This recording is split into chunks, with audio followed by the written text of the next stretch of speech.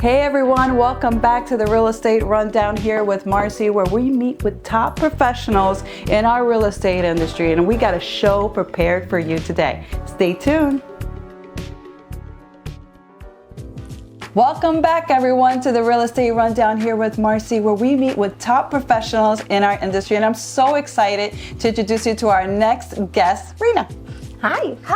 I'm very excited to finally be here. Our schedules were so crazy. I'm so happy that Well, that's because you're a powerhouse, and I can't wait to share with our audience. And I know you're modest, but it's okay to be a powerhouse. You see me blush just a little bit. So I love what I do. I've been doing this for over 20 years. I have offices in South Florida and New York. So these are two super hot, super busy markets and very different. I have a pretty big team.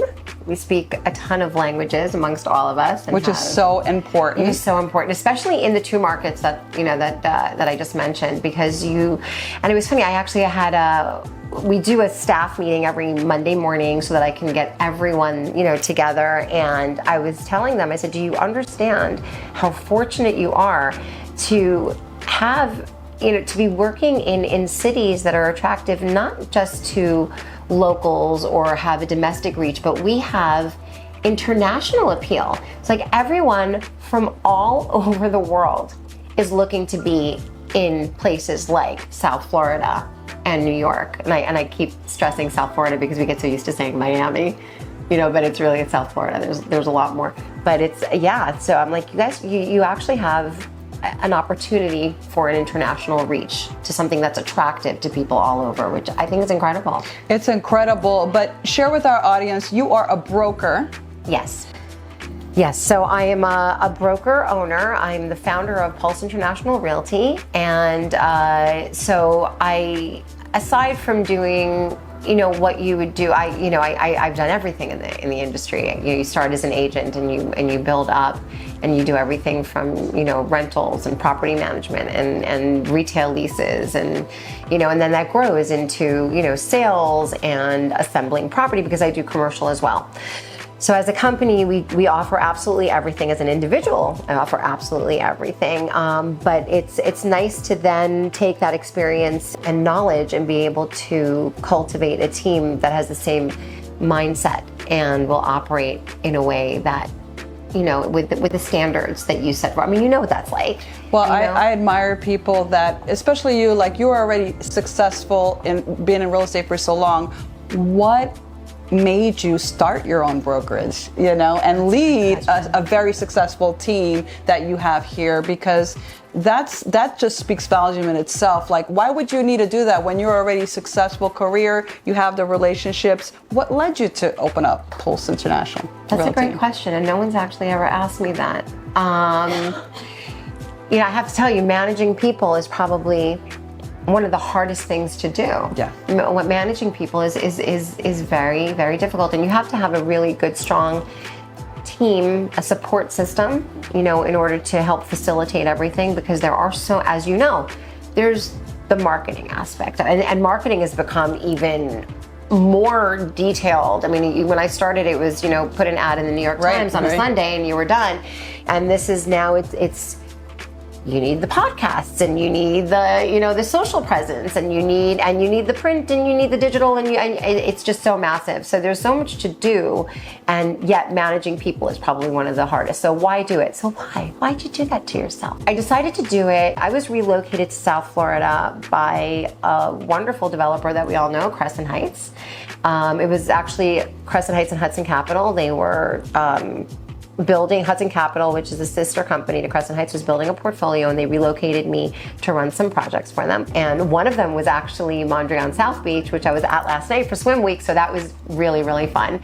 But what happened was, after working for the developer for several years, and managing the team, the sales team there, and seeing that was something that I was good at. When that portion was over, I thought, I'm just going to, what does LeBron say? I'm going to take my talent to Miami? Yeah. Yes, I wasn't taking it to Miami. Yeah, I was in Miami. So I decided that I was going to just, take that sort of sales team perspective where I and create a brand that is as, as wonderful to its agents as it is to its clients. I don't pin them against each other.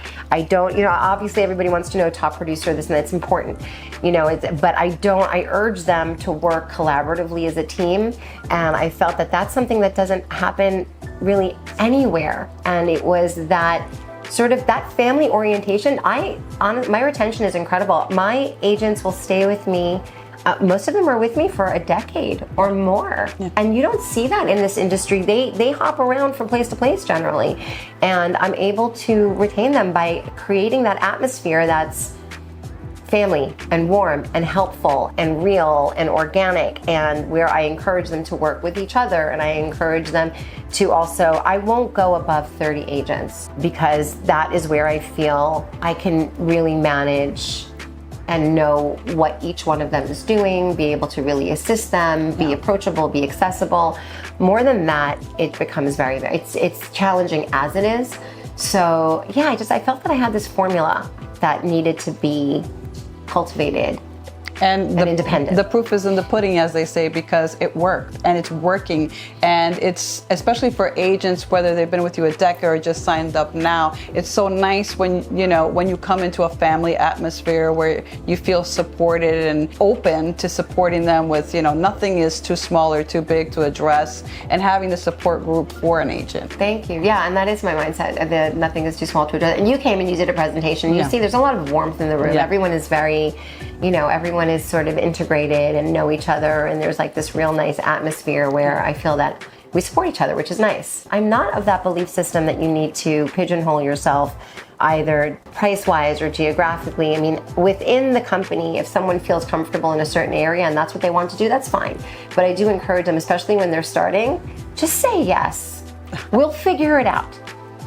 Say yes, and we'll figure it all out after. With all of the experience I've had, and that's another thing. I offer them things such as, one-on-ones where they can. I mean, it needs to go in the calendar. Otherwise, I will triple book myself, as you know. So where they can actually sit down, and I'm basically Cyrano de Bergerac. I'm saying, let's call the client now. This is what you're going to say. Let's compose this email.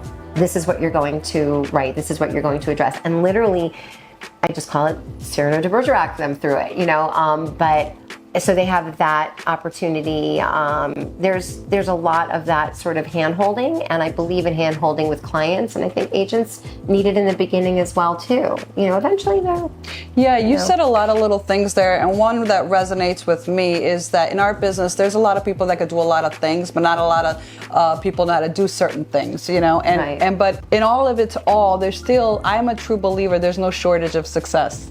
There's so much out there and so much potential, so much to take advantage of, especially now in this hot market you mentioned. I mean, Miami is the new everything globally. It's not just nationwide.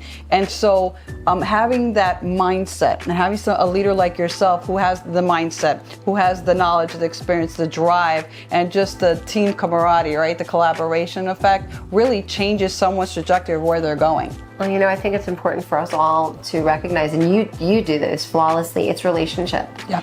Our businesses are based on relationships, and you need to cultivate those relationships internally and externally. And people feel it. People know when you're there for them versus there for yourself. And many brokers will tend to focus on the bottom line and how much they're going to make, as opposed to really listening to what their clients' needs are. And so I encourage that. It was funny because you had asked me, you said, do you have any, will you have, any stories to share? And there are so many. And I had asked someone on my team yesterday, and I said, can you remember any stories? There's so many I can't remember anything. And the first thing that she came up with, which I thought was really nice, she said, do you remember that couple that you worked with in Boca? And they did a contract for a development that you then did your due diligence and found out that it looked like they were really, I don't want to say the name because I feel like, I don't want to say which one it is. Yeah, anyway, you can't say names. I'm not saying it, okay? But it was a project that looked like it may not come to fruition, and it was just it was very delayed, and I didn't feel comfortable having them go through with it. And so I encouraged them to cancel a contract that was a hefty contract, which would have been a very nice commission. And it was directly from a developer, which meant, usually that's a larger commission. You're not splitting it like in a resale, and you're not, right. That's not a negotiable thing. So now, and I encouraged them instead to take a look at something else that I thought it's ready for them to move into. It was a resale. My commission was way lower, the price was way lower, but it was better for them.